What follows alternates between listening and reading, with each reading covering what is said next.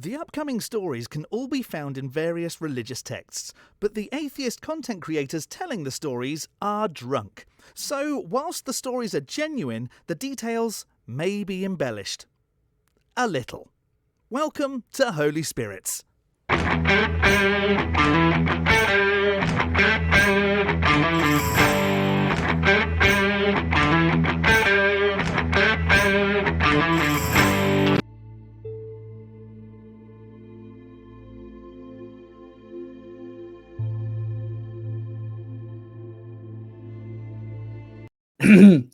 I don't know. I'm incredibly Southern, so it's just kind of like, all right, down the hatch, I guess. I don't know. I'm really boring in this particular situation.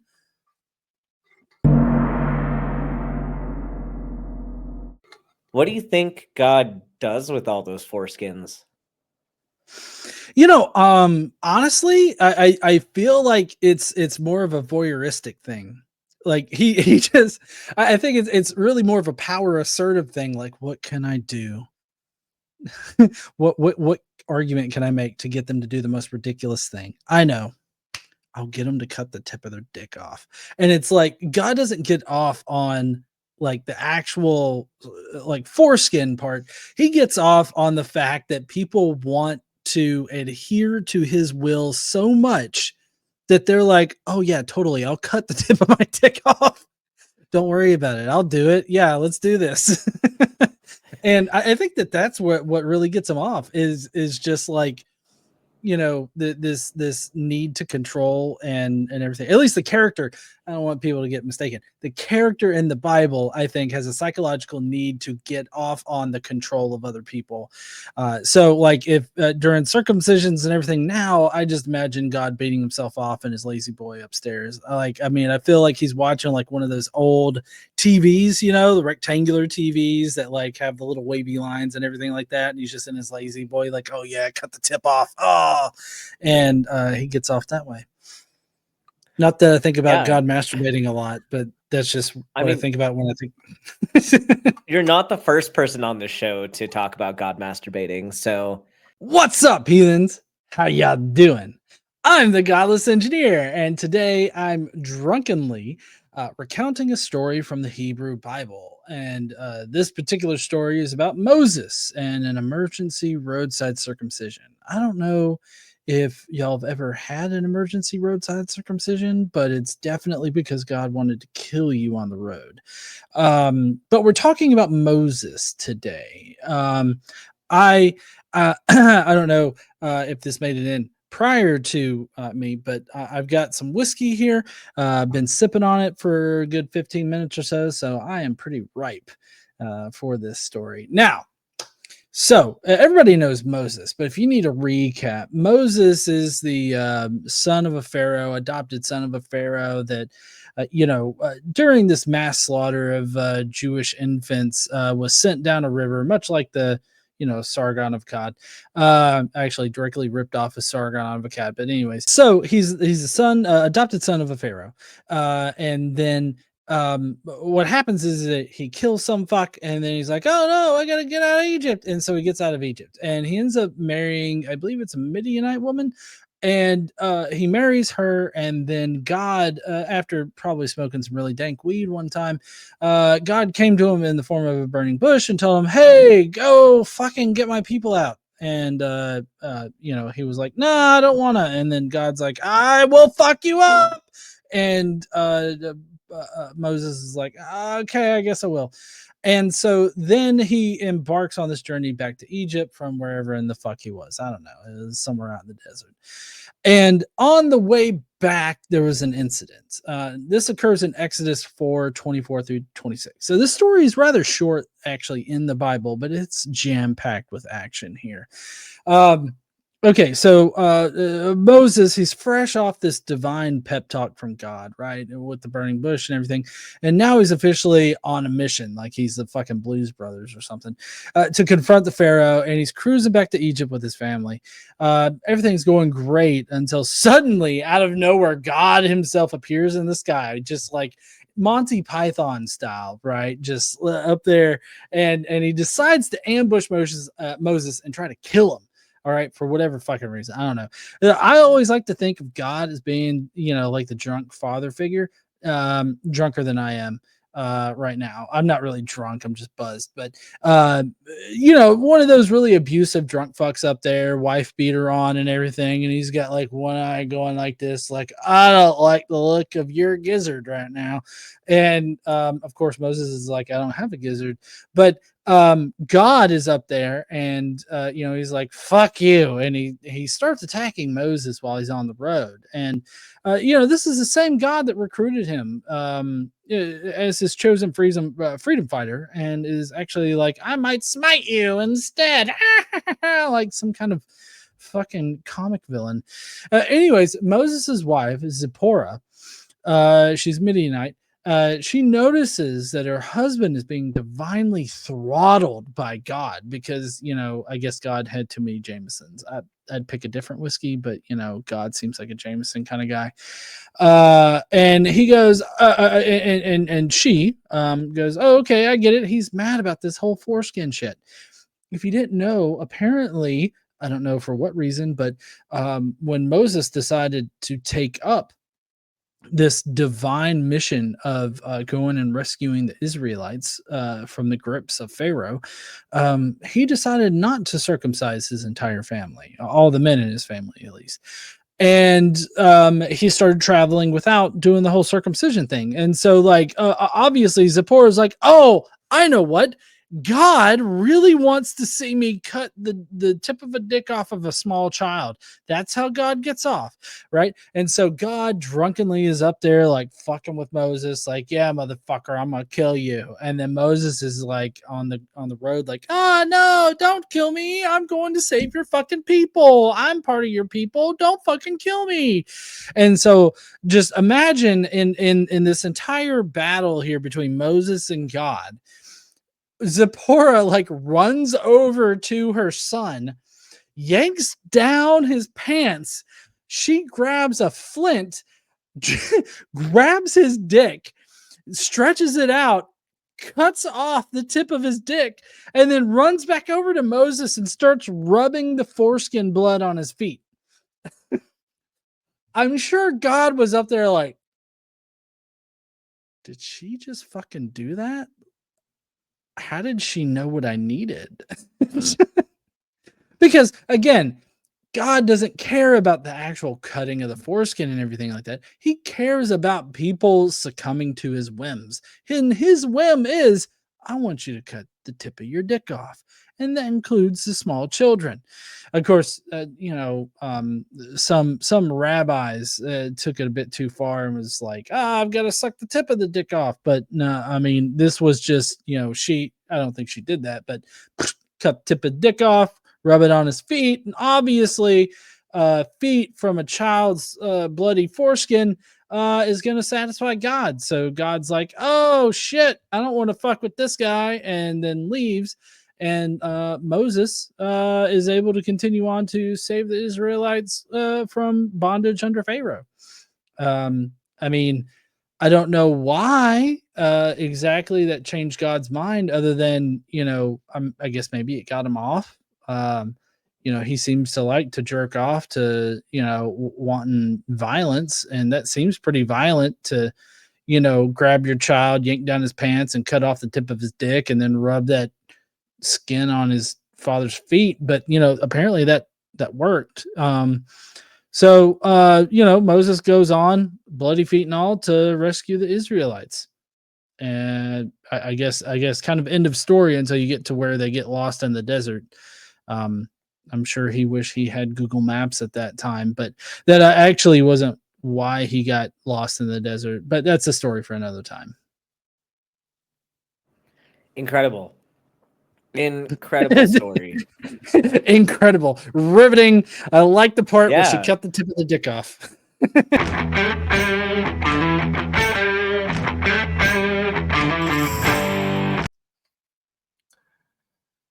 And now let us all take our little tiny tasteful glasses smudged with fingerprints of rum. This is the golden rum, of which is 90% of my blood at this very point in time. This dew in remembrance of Captain Jack Sparrow. Amen.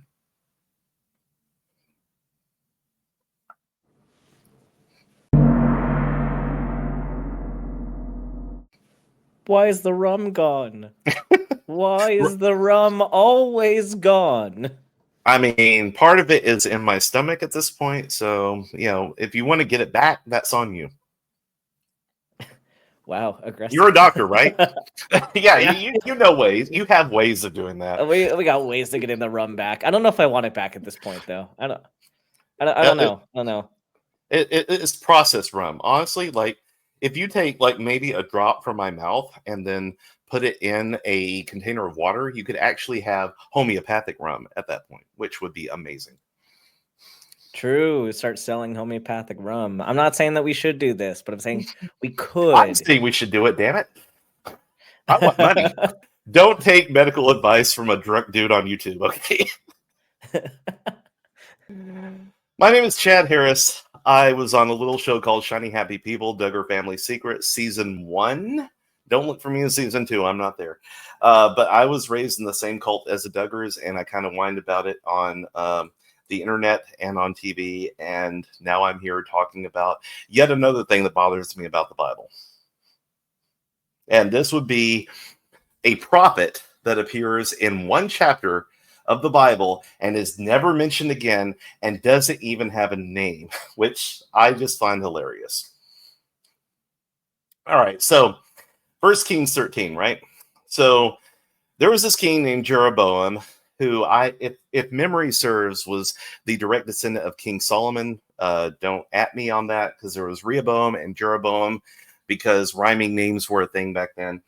But basically, Jeroboam was something of an asshole. And as did so many kings in Israel, according to these traditions, he was like making sacrifices to false gods or doing sacrifices wrong. Basically, God just really takes the sacrifice thing very seriously. And if you do it however wrong and everything, you're like the worst person ever.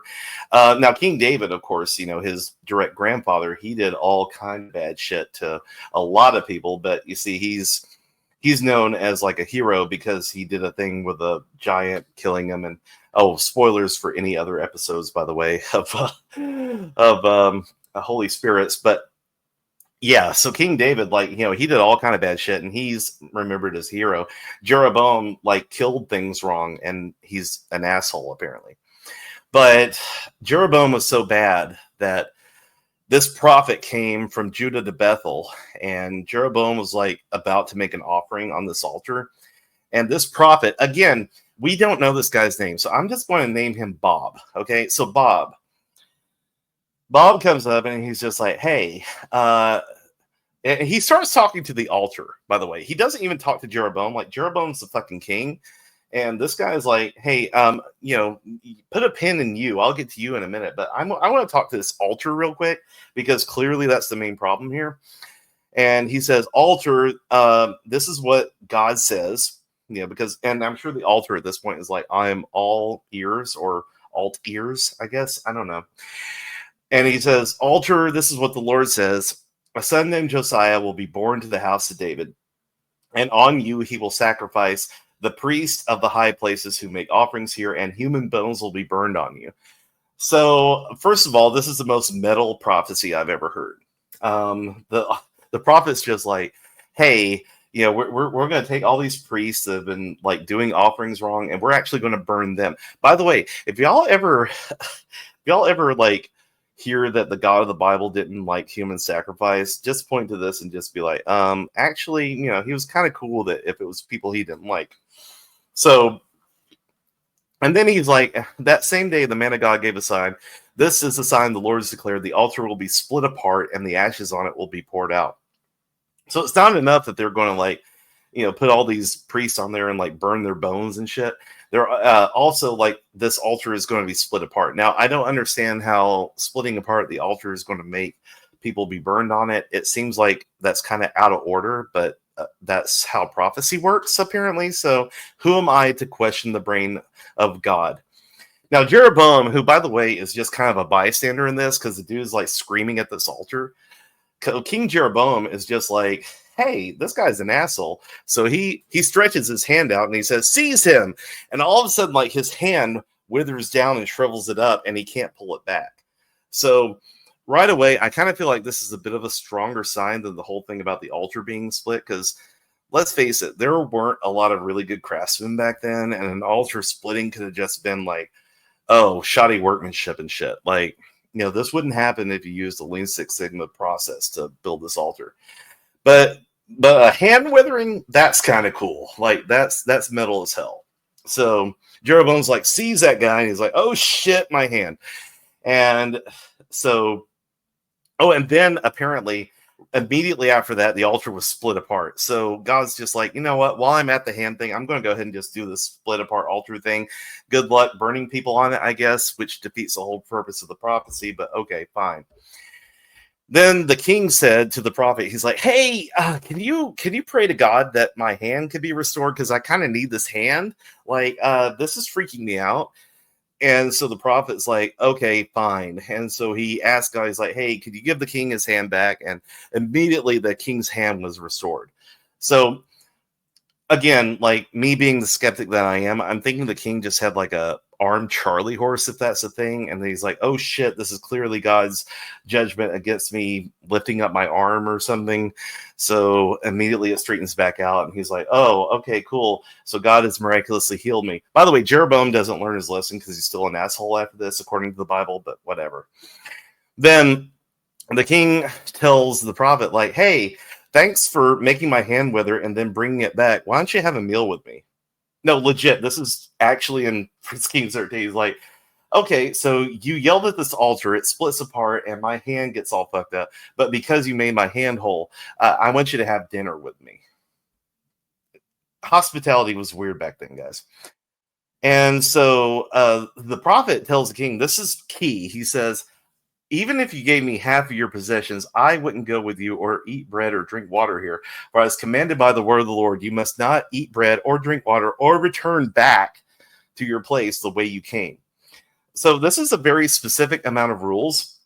Apparently prophets had to follow not just like the word that they were supposed to give, but they had very specific instructions on how to do it. I don't know if God was like, you have to be starving and you have to be dehydrated in order for this prophecy to like get me off, because this is what Vietnam did to me.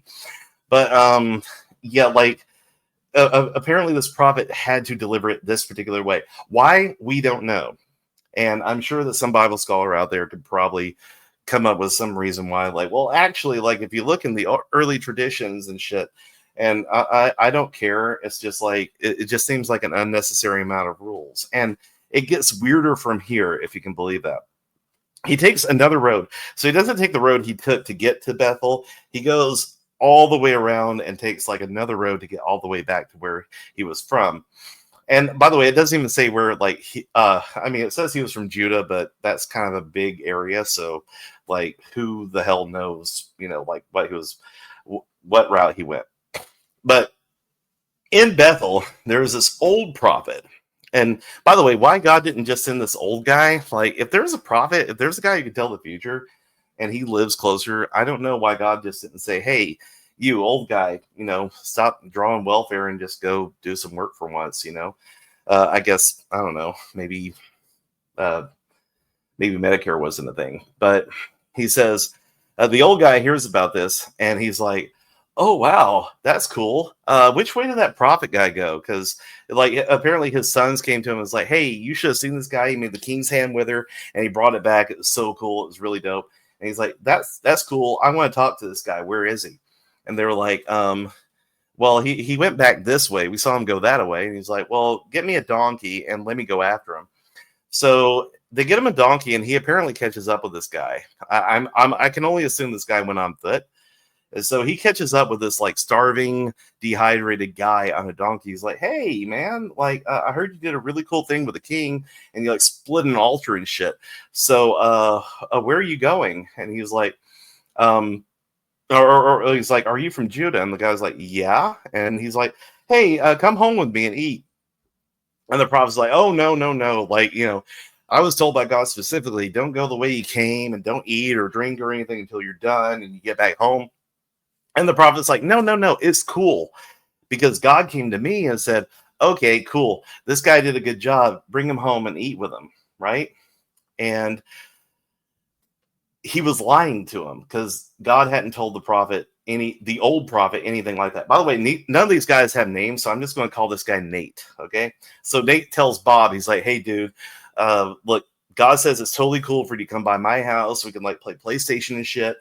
And Bob's like, that sounds legit, because apparently God can like tell prophets exactly, specifically what he's going to do to altars. But when it comes to, and of course, like the GPS route you take home, but when it comes to like what this other guy says, he's a little bit unclear. You think God would like part of the word and said, hey, don't listen to this old dude. He's a perv. So, but Bob's like, sounds legit. That's fine. Sounds like something God would say. Let's go. So he turns and he goes with this old prophet back to his house, and he eats and drinks and he has a great time. And finally, here's where it gets weird, if it hasn't already. The prophet, the old guy, Nate, all of a sudden he gets a vision, right? And he's just like, oh, I'm sorry. Yeah, my bad. Yeah, okay. So, there it is.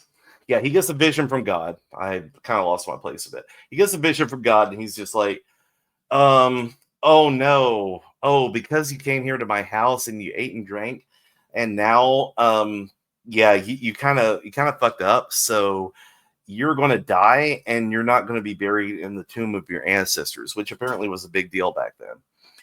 So finally, this old prophet like tells the truth, and he tells this divine revelation from God, which you think he would have been, God would have said something to him earlier about lying, but okay, apparently not. He's like, okay, well, you lied to the guy, but now I'm going to tell you the truth to give him. So then Bob, once he's done eating and drinking, Nate gives him a donkey and is like, oh, by the way, if you're going to die, here's a donkey. Let me put a saddle on it, and you go out that way, and good luck dying. And so as Bob is going back home, a lion just appears out of nowhere and fucking kills him. And so, like, he kills him and the donkey, which, honestly, the donkey gets kind of short shrift on this whole thing. So, like, first of all, he has to take this old guy's ass to go lie to this, to Bob. And then Bob, takes the donkey and then goes and gets both of their asses, so to speak, killed by a lion. And they were both just left lying in the road.